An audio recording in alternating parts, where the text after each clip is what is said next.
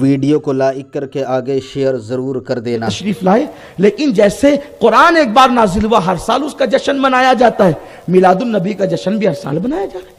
تم نہیں مناتے مت مناؤ، یہ تقدیر کی بات ہے. ہم یہ کہتے ہیں کہ فرض ہے سبھی مناؤ، واجب ہے. ہم نے کبھی کہا؟ ہم تو یہ کہتے ہیں عشق کی بات ہے، یہ نغمہ ہے، یہ وہ نغمہ ہے جو ہر ساز پہ گایا نہیں جاتا. ہم تو سب کو دعوت بھی نہیں دیتے. ہم تو اتنا کہتے ہیں بلال والو تم مناؤ، ابو بکر والو تم مناؤ، عثمان والو تم مناؤ. آپ کہیں گے ابو بکر والوں کو کیوں منواتے ہو؟ میں کہا ابو بکر صدیق کہتے جس نے میلاد میں 1 روپیہ خرچ کیا وہ میرے ساتھ جنت میں جائے گا. جنت میں چونکہ میرا اس کا دور الگ الگ ہوگا نا، تو میلاد والے سے ابو بکر کو محبت اتنی ہے. اور میں پیدا نہیں ہوا لیکن ہے تو میلادی، اس لیے 1 روپیہ بھی خرچ کرے گا تو جنت میں اپنے پاس رکھوں گا. میلاد سے اتنی محبت ہے. تو صدیق اکبر یہ بات کہتے ہیں، نعمت الکبریٰ میں یہ حدیث آئی ہے تو ہمیں ماننا چاہیے. مانو، ساری قوم کو متحد کرو. 1857 کے بعد کے سارے عقیدے کو پیروں تلے کچل دو. صحابہ نے جو نظریہ دیا، صحابہ کرام حضور سے بات کرتے تھے تو کہتے تھے فدا قومی وابی یا رسول اللہ، حضور ہم آپ پر ہمارے ماں باپ قربان ہو جائیں. صحابہ کرام کس قدر حضور سے عشق کرتے تھے. زید بن حارثہ کے والد حارثہ لینے کے لیے آئے، کہنے لگے اے محمد روحی فدا صلی اللہ علیہ وسلم، آپ بڑے کریم ہیں، بڑے سخی ہیں، میرا بچہ آپ کے یہاں ہے، غلام ہے، میں چاہتا ہوں لے کر جاؤں. سرکار نے کہا بالکل لے جاؤ، لیکن پہلے میں زید سے پوچھ لوں. اگر وہ رکنا چاہیں آپ زور نہیں کرنا، اور اگر وہ جانا چاہیں تو میں نہیں روکوں گا. زید ادھر آ. زید آئے. ان کو پہچانتا ہی کون ہے؟ جی یا رسول اللہ یہ میرا ابا ہے، وہ میرا چچا ہے. سرکار فرماتے تجھے لینے آئے زید. حضرت زید حضور کی پیٹھ کے پیچھے چھپ گئے، نہیں نہیں میں نہیں جاؤں گا، میں نہیں جاؤں. حارثہ کو غصہ آیا، باپ کو غصہ آیا، مجھے چھوڑ کر یہاں رہنا چاہتا ہے. اس نے کہا او زید، باپ کو چھوڑ کر ان کے پاس رہنا چاہتا ہے. زید نے کہا حارثہ تجھے ان کے قدموں میں رہنے کا مزہ معلوم ہو جائے تو پھر تو بھی یہاں سے نہ جائے. یہ وہ محبوب ہیں، یہ وہ محبوب ہے. محبوب کی شان یہ ہے. میرے آقا صلی اللہ علیہ وسلم کے دیوانوں تو صحابہ نے یوں حضور سے عشق کیا. تو عرض یہ کرنے چلا تھا کہ اعلیٰ حضرت کے یہاں پہلا بچہ پیدا ہوا، ان کا نام محمد رکھا، اور عرف کے لیے حامد رضا. 18 سال تک پھر کوئی بیٹا پیدا نہیں ہوا. 18 سال ہو گئے اور اعلیٰ حضرت کو دوسرے بیٹے کی بڑی تمنا تھی، اللہ دوسرا بیٹا بھی دے تاکہ بیٹیاں ہیں تو میرا مشن چلے، دور تک میرا مشن پھیلے، عشق رسول کی باتیں دور تک پھیلے. بڑی دعائیں کی، بزرگوں سے دعا کرائی جگہ جگہ. تو 18 سال کے بعد اللہ نے دوسرا بیٹا دیا، انہوں نے اس کا نام بھی محمد رکھا. اور عرف کے لیے مصطفیٰ رضا، جن کو ہم سرکار مفتی اعظم کہتے ہیں، ہمارے دادا مرشد، ہمارے دادا پیر ہے وہ حضور مفتی اعظم رحمت اللہ تعالی علیہ. وہ 18 سال سے 17-18 سال کے بعد پیدا ہوا. اور ان کی شان یہ ہے کہ ان کی پیدائش سے پہلے ان کے پیر و مرشد نے بشارت دی تھی کہ تمہارے یہاں وقت کا ولی پیدا ہوگا، حضور مفتی اعظم. اب جو بچے بڑی منت مرادوں سے پیدا ہوتے ہیں، آپ لوگ جانتے ہیں کہ ان کی بڑی قدر قیمت ہوتی ہے. ایسے ہی ہوتا ہے نا، بڑی شان ہوتی ہے ان بچوں کی، بڑے ناز اٹھائے جاتے ہیں ان بچوں کے، جو بچے منتوں سے پیدا ہوتے ہیں. ایسے ہی ہوا حضور مفتی اعظم ان 4 سال کے ہوئے بڑے ناز و نم کے ساتھ پل رہے ہیں، پرورش ہو رہی ہے، بہت ناز اٹھائے جا رہے ہیں ان کے. 4 سال کی عمر ہو گئی. اعلیٰ حضرت رضی اللہ تعالیٰ کا معمول یہ تھا کہ آپ رات و دن میں صرف 2 گھنٹے سوتے تھے. لوگوں کو یہ مبالغہ لگتا ہے لیکن سچی بات یہ ہے، اس لیے کہ انہوں نے 1200 سے زائد کتابیں لکھی ہیں. تو جو 8 گھنٹے سوئے گا وہ تو اتنا کام کر ہی نہیں سکتا. مولانا موجود ہے. ہم لوگ جب بھی کتاب کا کام کرتے ہیں، راتوں کو جگتے ہیں کتاب لکھتے وقت، تو بار بار یہی کہتے ہیں یار اعلیٰ حضرت نے، کمپیوٹر کا دور نہیں تھا، پریس کا اتنا جو ہے وہ معاملہ نہیں تھا، لیکن پھر بھی 1200 سے زائد کتابیں لکھی. ایک کتاب لکھنے بیٹھو تو اتنی محنت کرنی پڑتی، یہ حوالہ نکال وہ حوالہ نکال، سب کرنا پڑتا ہے. اور وہ بھی کئی لوگ مل کر کے حوالے نکالتے ہیں، کتابیں ڈھونڈتے ہیں. وہاں تو سب اکیلے ہی قلم چل رہا ہے، سب اکیلے لکھ رہے ہیں. یہ عشق رسول ہے امام احمد رضا کا. 2 گھنٹے سوتے تھے اور 22 گھنٹے آپ کام کرتے تھے. امام اہل سنت. لوگ اعلیٰ حضرت سے بہت بدگمان رہتے ہیں، کبھی ناراض بھی رہتے ہیں. اس کی وجہ ہے کہ لوگ یہ سمجھتے ہیں کہ انہوں نے لوگوں کو صرف کافر بنایا. یہ ان پر ایک الزام ہے کہ انہوں نے لوگوں کو کافر بنایا. لیکن میں آپ کو بتاتا ہوں, آپ ان کی زندگی پڑھیے, اعلیٰ حضرت رضی اللہ عنہ کے فتاوے پڑھیے, آپ کی غلط فہمی دور ہوگی, خاص طور پہ میرے نوجوانوں کی.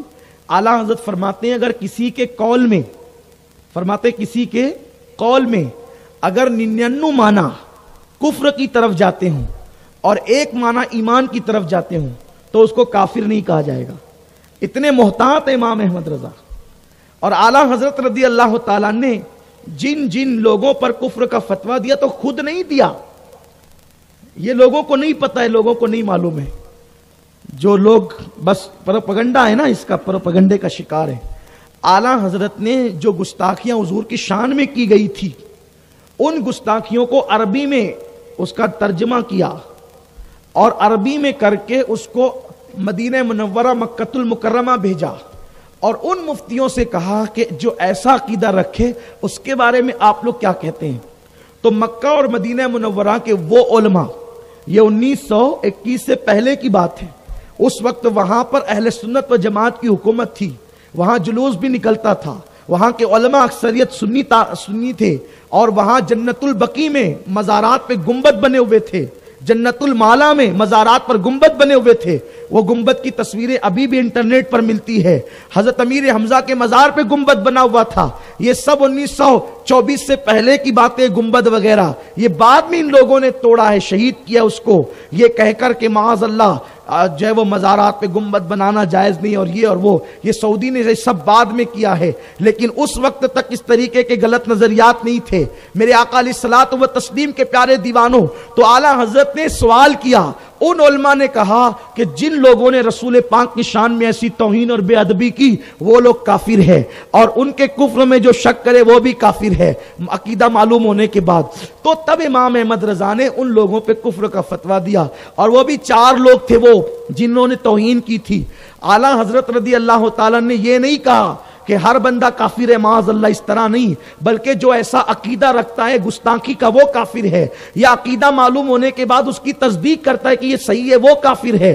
ہم ہر ایک کو کافر نہیں کہتے, ہمارے یہاں بڑا احتیاط ہے. امام اہل سنت نے احتیاط سکھایا, ہمارے بزرگوں نے احتیاط سکھایا کہ کسی کے قول میں 99 جو ہے وہ معنی پہلو کفر کے نکلتے ہو, ایک ایمان کا تو ہم ایمان کا حکم دیتے ہیں. ایسے کفروں کے فتوے ٹھوکنا اہل سنت کا کام نہیں, اس لیے کہ اسلام غالب ہونے کے لیے آیا, اسلام مغلوب ہونے کے لیے نہیں آیا. لوگ سنیوں کے بارے میں غلط پروپیگنڈا کرتے ہیں کہ ان کو کافر کہتے ہیں. ہم ہر ایک کو کافر نہیں کہتے, ہم صرف گستاخ رسول کو کافر کہتے ہیں. جو لوگ گستاخیاں کرتے ہیں ان کو کافر کہتے ہیں, لیکن لوگ اہل سنت کو بدنام کرتے ہیں. ہم چیلنج کرتے ہیں کہ بتاؤ کس نے گستاخی نہیں کی اور ہم نے اس کو زبردستی کافر کہا. آپ مجھے بتائیں, اگر قادیانی کو کافر کہتے ہیں تو کیا برا کرتے ہیں؟ وہ اللہ کو گالی دیتا ہے. قادیانی یہ کہتا ہے کہ اللہ میرے ساتھ ایسا سلوک کرتا ہے جیسے میاں بیوی کے ساتھ سلوک کرتا ہے. اب بتائیں اس کو کافر نہ کہیں,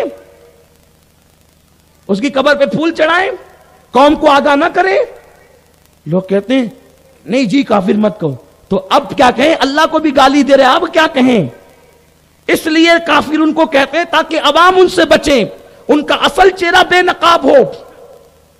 تو لوگوں یوں ہی یہ سب چیز نہیں, ہمیں پاگل کتے نے نہیں کاٹا. لوگ کہتے ہیں دیکھو یہ لوگ قبروں پہ جا کے سجدہ کرتے ہیں. اعلیٰ حضرت نے کتاب لکھی الزبدۃ الزکیہ, اس میں اعلیٰ حضرت نے لکھا غیر اللہ کو سجدہ کرنا جائز نہیں. اگر کوئی تعظیمی سجدہ کرے تو حرام ہے, اور عبادت کی نیت سے کرے تو کفر ہے. ہمارے یہاں مزار کے لیے سجدے کی اجازت نہیں ہے. کتاب اٹھائیے. پھر بھی لوگ الزام رکھتے ہیں کہ سنی قبروں پہ جا کے سجدہ کرتے ہیں. کوئی سنی قبر پہ جا کے سجدہ نہیں کرتا. چوکٹ چومنا الگ ہے, سجدہ کرنا الگ ہے. ہاں اگر ہر جھکنا سجدہ ہے تو اس جرم میں بہت سے لوگ مبتلا ہیں. ہر بات ہر جگہ نہیں کہی جا سکتی, لیکن بات اتنی ہے کہ صرف کہیں پر جھک کر کے کسی چوکھٹ کو لب لگا دینا. ارے سجدے کے لیے سب سے بڑی چیز نیت ہے. جب اس نے نیت ہی نہیں کی تو پھر سجدہ کیسے ہو گیا؟ اگر یہ بات ہے تو ہر آدمی دیوار کو سجدہ کر رہا ہے. بولو مسجد کی دیوار کے سامنے کتنے لوگ سجدہ نہیں کرتے؟ یہ امام صاحب بیٹھے, نہ امام بچا نہ مقتدی بچا. کہاں سجدہ کرتے میرے عزیز بتا تو. جب تم سجدہ کرتے ہو تو کیا سامنے ہوتا ہے؟ مسجد کی دیوار. اور مسجد کی دیوار کو سجدہ کر رہے ہو. آپ کہیں گے نہیں سید صاحب آپ اتنی بڑی بات مت کیجئے, دیوار کو نہیں کر رہے, نیت اللہ کو کر رہے ہیں نا. تو بھئی آپ نے جب کہا کہ میری نیت پہ اعتماد کر, تو آپ بھی تو میری نیت پہ اعتماد کرو, آپ بھی تو ہماری بات پہ اعتماد کرو. ہم سجدے نہیں کرتے, کسی بزرگ کی چوکھٹ چوم لیتے ہیں. چومنا الگ ہے, سجدہ الگ ہے. اس طرح قوم میں فتنہ مت کرو, قوم کو مت بھیگا. چادر چڑھانا شرک ہے. میں کہتا ہوں تجھے نہیں معلوم, مسلم شریف میں لکھا ہے کہ صحابہ نے حضور کے مزار پہ چادر چڑھائی.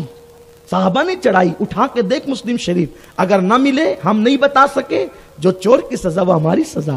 لیکن اس طرح لڑاؤ نہیں.